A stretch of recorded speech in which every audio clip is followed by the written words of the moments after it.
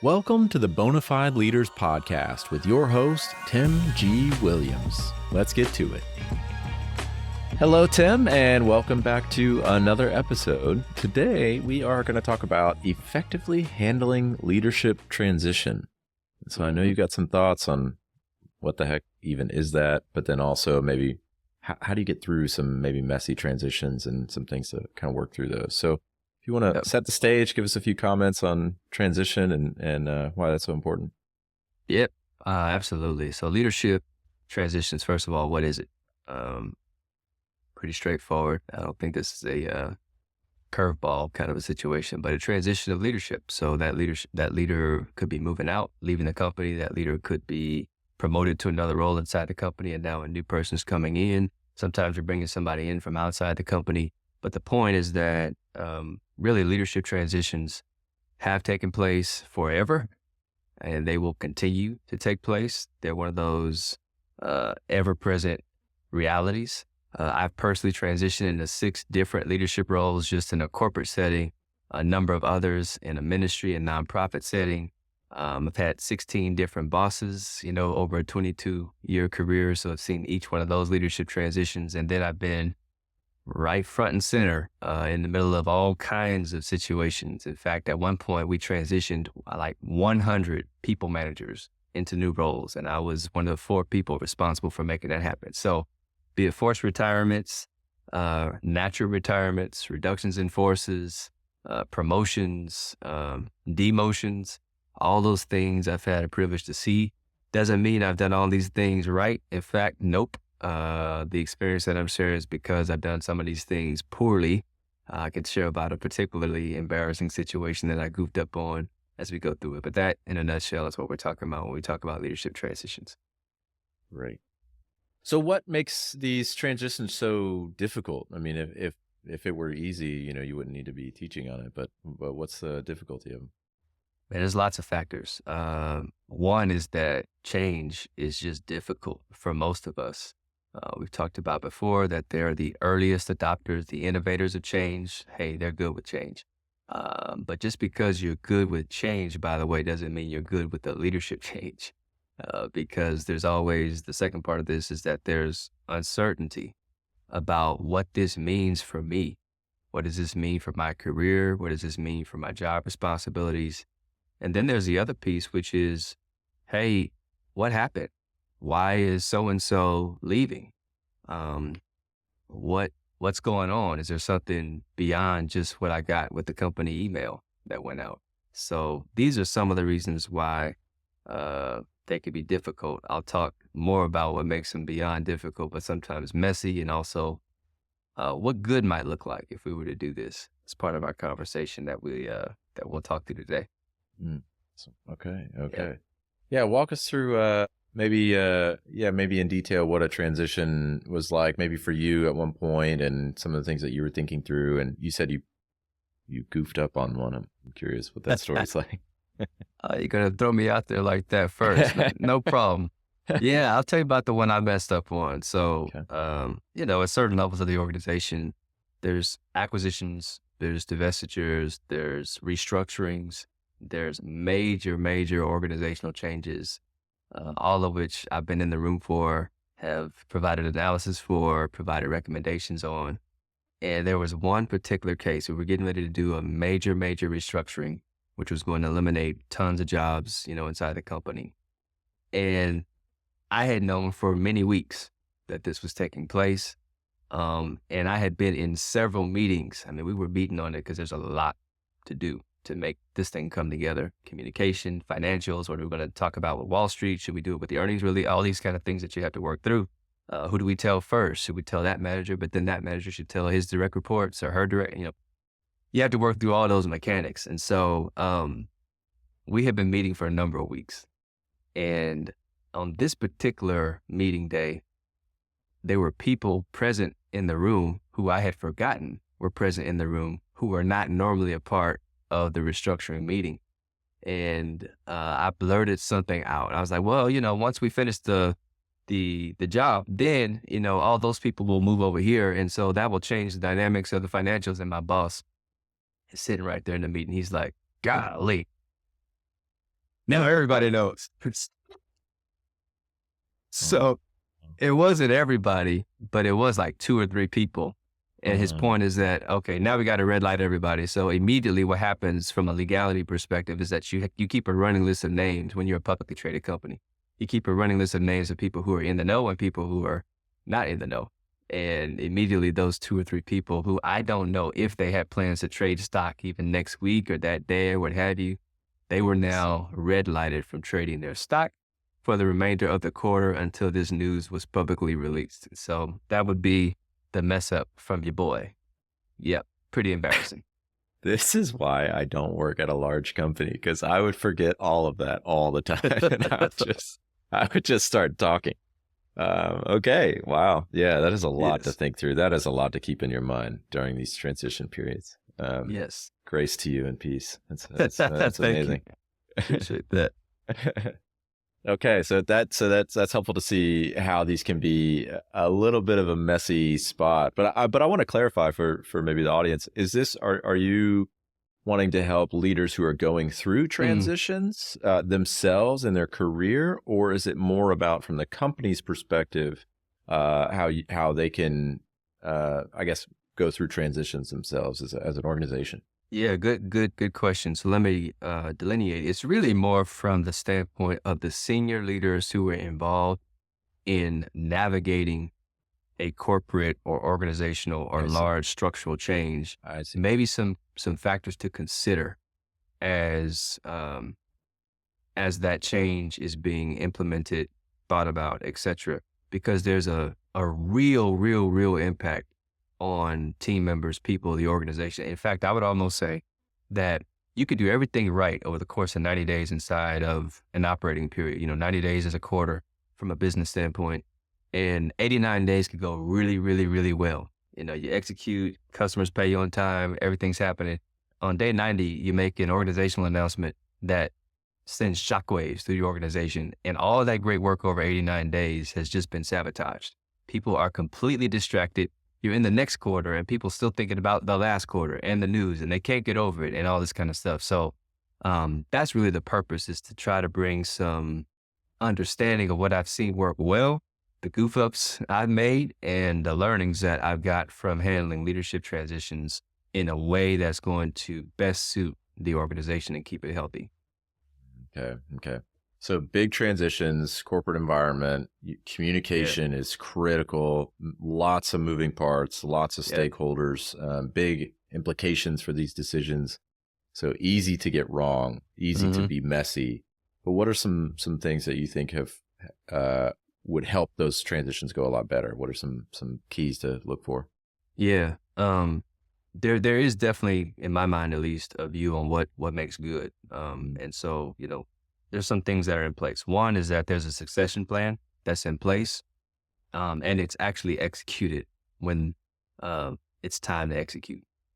Sometimes what happens is that people don't execute the plan, but that's the whole purpose of us spending the last 3 years writing all this stuff down, having talent reviews, is to actually now execute that which we've been talking about. And so good looks like there's a succession plan, A, and then B, it's actually executed when it's time to execute it. What else makes it look good? Overcommunication with transparency to the extent possible. And I'll adjust that because that can be a little delicate. So when I say overcommunicate, this is what I literally mean.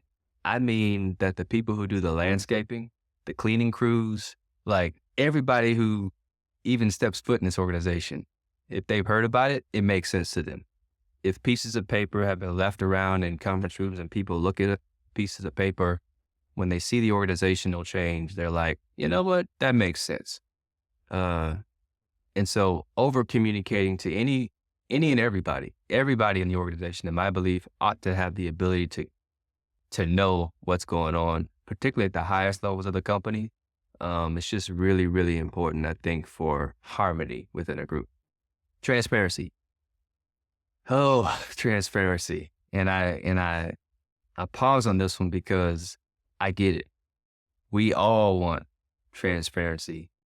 And then at the same time, I can just think of a number of instances in which full transparency was not provided, and for very good reason, it was not provided. That being said, there are also times when I've seen organizations not be fully transparent when there really didn't appear to be any reason why we couldn't. There are sometimes legitimate legal reasons why, and there's sometimes competitive reasons. There's a situation that I was pretty close to where we had two people more or less on a performance improvement plan. One of them was a officer in the company. One of them was not an officer in the company, but they worked together in tandem in a business partnership. And neither one of them was happy with the other person. It was a real mess. And for a number of months, maybe a year, it was just this awkward place where I couldn't share with either one of those people what we were doing for each individual. And it was just awkward, and it wasn't fully transparent, and it had to be that way because it would be really, really messy. Because you could clearly see how one person would feel as if things were being done to pit them against the person, and it was unfair, and it was just kind of a messy situation that you just had to sort of let it play out until one or both of those people found new opportunities. So I would say full transparency when at all possible. At the same time, recognize that there's sometimes legitimate legal reasons. There's severance money tied up into this thing. There's attorneys that's tied up into this thing. And then I would say what else makes it look good are minimal surprises, so that when people hear of that change on day 90 within the quarter, it's not like it's a shockwave. It's like, yeah, okay, I don't like it. Taking a minute to kind of deal with it, but I guess it does make sense. So minimal surprises also is a part of what makes these things look good. Okay, I want to pause here on the communication and the transparency component. I think, like to your point, communication and over communicating is extremely important for things like this. Yeah. But it strikes me that there may be not over communication and that you're saying it too often, but there's like too much in the communication that people get lost in all the moving pieces. And so maybe do you have, and related to transparency too, what you were talking about makes me think of, I heard one time that transparency, like you said, sounds nice, but if you had full transparency, especially on a political level and some of these backroom deals, if you knew what was actually being said and getting the deal done, you wouldn't actually want to know. You just wanted to compromise and figure it out, Anyway, but I'm curious, how do you think about more of the tangible, practical sides of communicating through a big transition? Mm-hmm. How much information is too much? How much, how many times of the communication is too often, too much of a cadence? How do you think through that? Okay, let's address this. I want to make sure we actually come back to the messiness of it too. Okay. Because I just touched on my goof off. There's a whole other set of factors that can make transitions messy. But first, let's address this communication piece. So let's think about your standard organizational change. Maybe it's a reorganization. So you're going to consolidate one business operations into another business operations. They're going to sort of merge internally. So in that instance, first of all, these things, if you're doing it right, and in that kind of a situation, if there's not someone who's just leaving the company at a complete surprise, you can do this in a good timeline. So those things typically give you 2-3 months window before you even, hit go. So communication will look like this. First of all, it'd be the direct people involved. So the most senior leaders of those two businesses, they've got to have a clear understanding of what's taking place and why. If you don't have the buy-in and understanding of those top leaders, that's when things get real messy. So first you got to have that. Once you got that, then you bring in HR people, you bring in communications people, and then you begin to craft messages. So once, let's say you're maybe a day before the actual go button, I think that's when it's communication from, say, that leader, both leaders, to their direct teams, their direct staffs. Hey, this is the change that's getting ready to take place. These are the reasons why. At that point, there ought to be an FAQ document for people so that the leaders can use that as they're discussing it. You don't want to have that shown, right? You want to be authentic and talk to people but you want to have gone through it yourself as a leader to make sure you're ready, right, to address the questions that are going to come. And then maybe one level below that, those leaders, then maybe they tell their leaders, and maybe you do that the morning of the change.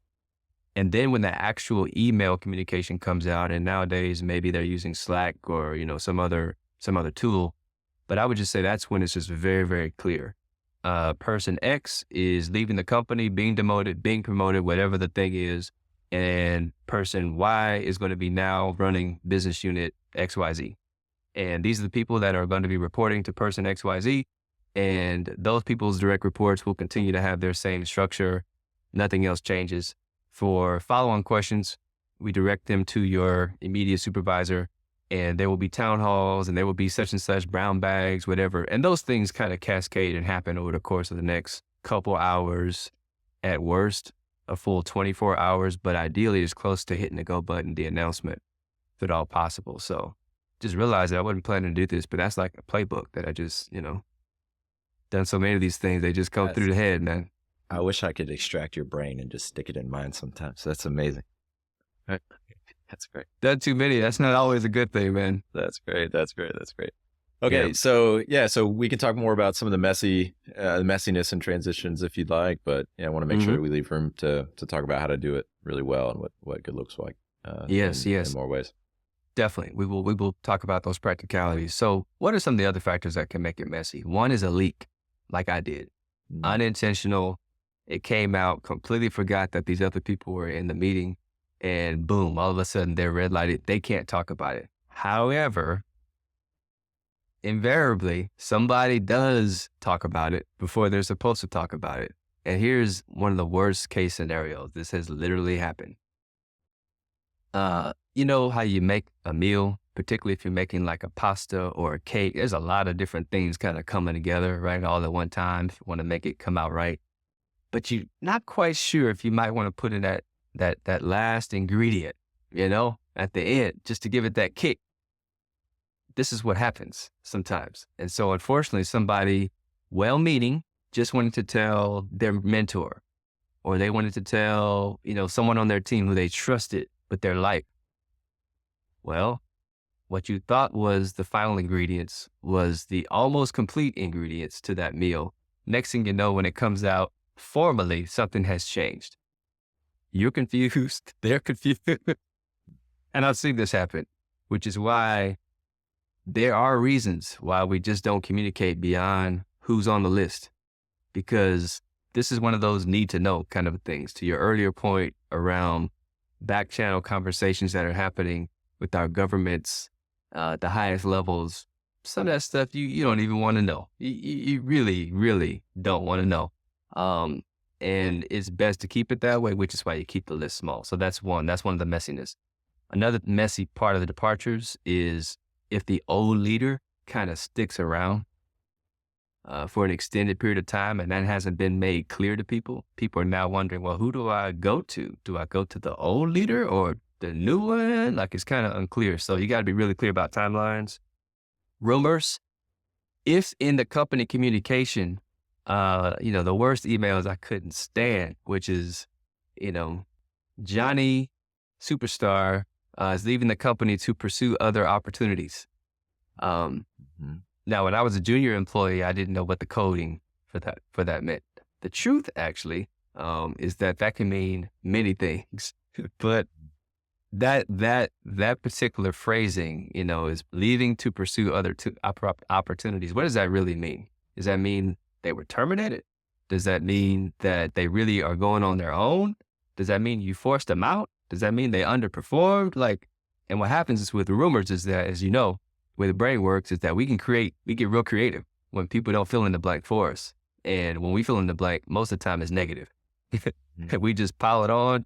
And then what happens, like I'm dealing right now with my daughter on this, there's a bad assumption that comes in, and then that bad assumption builds a foundation. Well, the foundation was built on wrong information or wrong belief. And so that's why I think it's paramount for companies, just be as transparent as you can. And then sometimes what happens is you have surprise departures. So imagine one of your superstars unexpectedly leaves. This happened once. And this was a senior executive who left unexpectedly. Now, I'm thinking about two instances when this happened.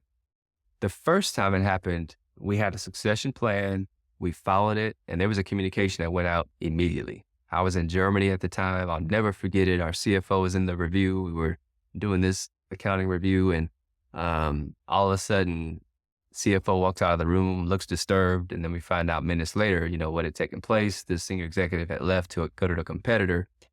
But immediately there was like a succession plan email that went out that said, this person will be taking on this role. This person will be, it was like, hey, that's pretty cool. And then the other time, the company, I think, felt a little bit shame because there was another senior executive who left. And it is kind of a bad feeling, right? When you run the company or when you're the leader or the top leader and somebody who's really, really strong or superstar who you never wanted to leave and they leave unexpectedly. That's kind of a blow to the ego, if you will, a little bit. And so sometimes what companies do is that they try to, cover that up. Look away. Not so important. Well, everybody can see what happened. This was clearly a superstar person that left. And, we ought to feel somewhat bad about that. So I just think those kinds of situations, and there's others, but those are the kinds of situations that can make for messy transitions. And not all of those are avoidable. Some are. And we can talk about now, what do we do in real action, right, to make these go as smoothly as we possibly can. That's what I'm here for, Tim. I need to hear it. Yeah. How do you do this well? Like I said, there's so many parts going on. There's so many pieces to think about, especially when you're at a large organization, you're senior. Yeah. What do you do? A few things. One, this predates the action in the moment. There have to be some pre-decisions and a culture that's in place that enables what I'm about to talk about in action to take place. First, we got to have a culture of professionalism, dignity, respect for people, and honor for people. If that's core to an organization's belief, their DNA, how they treat people, that goes a really long way. Second, think about a new leader. And there's been two instances when I was coming into a large organization as a new leader. I think one of the great things that helps is an official and formal, what I'll call leader in transition process. HR people who are listening, they know what I'm talking about.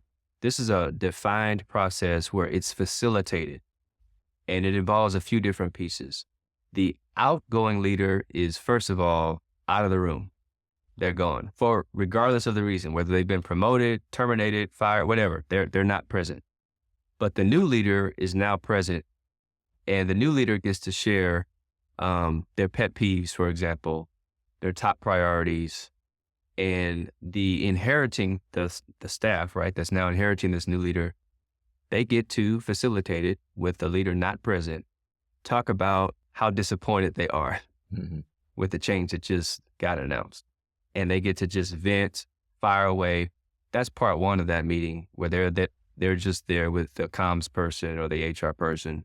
Part two of that meeting is, okay, you've been able to vent, get all that stuff out. What's important to you? What do you need to know about your new leader that you don't know? And everybody gets to weigh in on that stuff. And then behind the scenes, right, that new leader gets that information and now is aware of it. And then they come in. So now it's a joint session, everybody together, where we talk about, hey, this is what I've heard.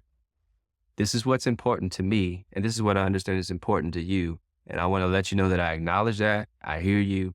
And you kind of work through that process. What that does, man, is that it really, really speeds up trust. It gets you to trust really, really fast. It gets the elephants in the room kind of talked about, open, as opposed to kind of having them walk through some awkward thing. One of the other things that happens a lot of times, particularly at the senior level, is that, just think of any college team or any professional team. Immediately when there's a new head coach, what happens to every assistant coach by and large? They're gone. And in a senior organization, this happens a lot too. A big company is that there's an assumption that once somebody is elevated to that level, well, they want their team, right? They want people on their team that they trust, that they know, that they work with. And I just don't believe in that. I think there ought to be a moratorium because it's unfair to those people. What have they done wrong? Maybe some of them don't belong, but at least half of them are probably doing just fine. And I think there ought to be a moratorium where the new leader gets to assess, gets a chance to build chemistry, right? Feel the person out, understand their dreams, their goals, their aspirations, their priorities, how the business is running, their views, their vision. And we get to just do those things together. And I would just call it like a 90-day period. It doesn't have to be 90 days. Sometimes in 2 weeks, you can figure out really quickly, they're going east and I'm going west. But sometimes you need some time to kind of figure some things out, as opposed to just, I'm brand new, I'm bringing in my new team. Man, that's a lot of severance for a lot of people. And you didn't even give those people a chance, nor did you give yourself a chance to vet out and see if they were possibly right. So those are two: leader in a transition process, and then secondly, having a culture of respect for people. And let me just say this about that. Specifically what I mean, Brandon, is there's 3 people who I think just ought to be treated differently if and when they leave the company, or if and when they get demoted. No matter how they finished, these 3 people are: 1, tenured people. I don't know what that is for your organization. It could be people who have 20 years of service, could be people who maybe have 10 years of service. But tenured people, I think, ought to be treated differently on their way out than people who haven't been there real long. Number 2, I think people who've made a tremendous impact on the company, regardless of their level in the organization, whether they're a senior leader or whether they're an individual contributor, if they make a significant impact, they've delivered profit, return on investment, revenue, customers, clients, what have you. I think you ought to treat those people a little differently because they've added significant value to the company. And then the third group are people in leadership roles. I don't know how to define that.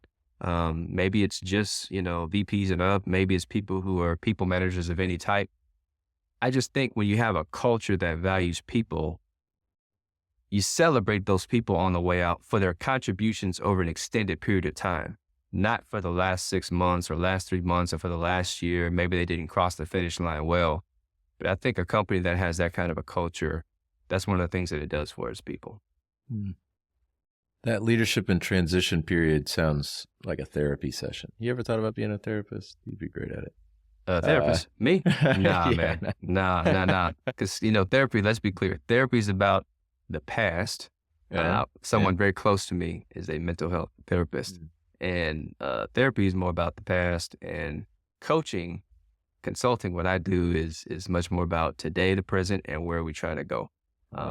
For me, that's why I was not an accountant. I did accounting work for, some years, but accountants typically are focused more like bookkeepers, I guess. You're focused on, accounting for activities that have already happened. And I'm more of a future, hey, where are we going kind of person. My wife is a therapist, but the way you're describing that transition role, I can just imagine her saying like, yes, like let some space to like heal, get through that process. There's so much you've got to just process. Yeah, you got to think through it, and got a lot of feelings about a leader leaving or moving on. Absolutely. So it's tough, yeah. And I like that you're emphasizing culture as well. That's so key. You've got to have a place that honors that, the people, the relationships, and that bigger picture. So I love that. Well, any more moving forward, any kind of, solutions or any kind of food for thought to leave our listeners with? Yeah, I do have food for thought. There was something that I wanted to hit around just solutions, which was also, I've been in the middle of this too, which is that we ought to have a stated policy for how we're going to handle 3 particular incidences. I realize there could be more than 3, but I think this 3 covers 80% of the major transitions when it comes to leaders. So if there's termination for cause, I think there ought to be a stated policy on how we're going to handle the communication of that. Termination for cause means, hey, you've underperformed, there's been an ethical violation, what have you, right? Termination for cause, there ought to be a clear stated policy on how we're going to handle that before the event happens. 2, there's an involuntary termination. So this is a reduction in force, a RIF, maybe a forced retirement for those who are eligible. The person didn't want to leave, but they're being asked to leave, but not due to ethical, issues. I think we ought to have a stated policy on how we're going to handle that communication. And then the third is voluntary separation. Person gets another opportunity someplace else. In either case, particularly if they're one of those 3 groups that I talked about earlier, people who've contributed a lot, they're in a senior leadership role, they're tenured, I think that person ought to be given the privilege and the honor of being able to write out or scope, if you will, their message to the organization on their way out within, again, some boundary conditions. We're not going to just do a free-for-all, paint on the wall kind of a thing, but within some stated professional boundary agreements, give that person the opportunity to craft what message. Do they want to have a celebration party or do they not? Give them the option to choose that. Give them the option to decide, how forward they want to be. Now, again, if it's an ethical violation, that's a whole nother deal. I would argue, let's call that out. Not the specifics of what, this person did and how they said, no. That's less important. But I think calling out the fact that the person's out because they violated our values, I think that's important because I think it actually helps cement and build what you're committed to from an ethical and integrity perspective. So I guess maybe just to finish up, just some food for thought. We have to be careful about who we give visibility to when it comes to leaders. We talked about this before. There's some leaders out there who are highly, highly charismatic. I'm thinking about a particular situation. There was a leader who was highly charismatic, seemed really personable. Everyone seemed to like this person. They were exceptionally gifted. And then one day they were no longer in the organization. And that was mysterious in and of itself. But what was even more of a head scratcher is, how come we didn't celebrate the person, or how come it wasn't talked about? It's almost like it was a secret. So when we have those people who are exceptionally gifted and we give them exceptional visibility, just know that if they ever leave and we handle that poorly, it's going to create a lot of confusion and uncertainty that you don't need to have. So just be careful about who we give visibility to. That's the first point. Second, if a person is being demoted or they're being asked to leave the company due to underperformance or whatever the issue is, it's not an ethical violation. Give them the dignity of a legitimate role. If you're going to offer them something, don't give them chewed up food as they're offering. So the person was leading 100 people and now you're like, you know what? But I like you so much, you can stick around and you can be an individual contributor and be like 3 levels below where you were before. How's that sound? Mm-hmm. Come on. I mean, if you were on the other side of that, is that what you would want? Put yourself in their shoes for just a hot minute. So here's what I would say, what's even better? Just don't offer them anything, right? And then allow them, if they really, really want to stay at the company, have them make an offer to you on what they would like to do. That's much better received than you giving them chewed up food to go consider. That's the second point. And then the last point, I would say culturally, having a culture of rewarding loyalty and longevity publicly. So build into the culture that you're going to have departures. We live in a highly transient society in today, and people are going to leave for a variety of reasons. Some just because they want a break. Let's just be honest and be vocal about that. And there is nothing wrong with having that open conversation and recognizing that there's going to be more fluidity in today's times than maybe there was 10 years ago or 20 years ago. So that's got to be built in. But then to kind of offset when people do move, I think finding ways at department meetings, at annual celebrations, to publicly recognize people who are both loyal and have had some longevity, I think that helps kind of counterbalance, if you will, the negativity that can sometimes come when it looks like, oh my God, one person after the other just keep leaving. Well, if we do a better job of recognizing the people who've been here for a minute and who've been doing a good job publicly, I think that can help offset that. So those are just some thoughts on, as we think about handling leadership transition, which is inevitable, doing this a little bit more effectively, that helps build a little bit more cohesion and organizational healthiness. Those are some ways that we can do it.